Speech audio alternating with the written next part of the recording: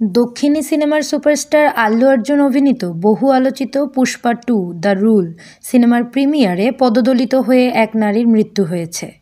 আর গুরুতর আহত হয়েছে ওই নারীর 9 বছর বয়সী ছেলে। হায়দ্রাবাদে ঘটে যাওয়া এই দুর্ঘটনাকে কেন্দ্র করে মামলার জালে জড়ালেন সিনেমাটির অভিনেতা আল্লু অর্জুন।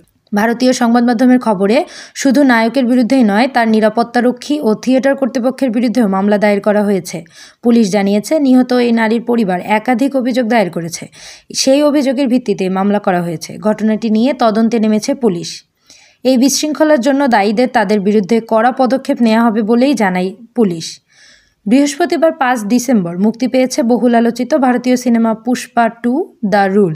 মুক্তির আগের দিন বুধবার রাতে হায়দ্রাবাদের আরটিসি ক্রসরোড এলাকার সন্ধ্যা থিয়েটারে পুষ্পা 2 প্রিমিয়ারের আয়োজন করা হয়েছিল। সেখানে সশরীরে হাজির ছিলেন আল্লু অর্জুন ও মিউজিক ডিরেক্টর দেবী শ্রী প্রসাদ।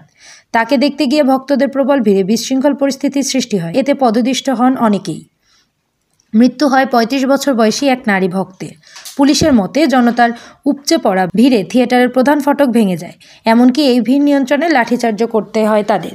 পুলিশ আরও জানিয়েছে, আহত এই শিশুকে দ্রুত হাসপাতালে নিয়ে যাওয়া হয়েছে, তার চিকিৎসা চলছে। পুলিশের তথ্যানুসারে শুধু পুষ্পা 2 দেখতে নয়, হাজার হাজার মানুষ জড়ো হয়েছিল সিনেমার নায়ক ও প্রযোজনা টিমকে দেখতে। উত্তেজনা এড়াতে অতিরিক্ত পুলিশ মোতায়েন করা হয়।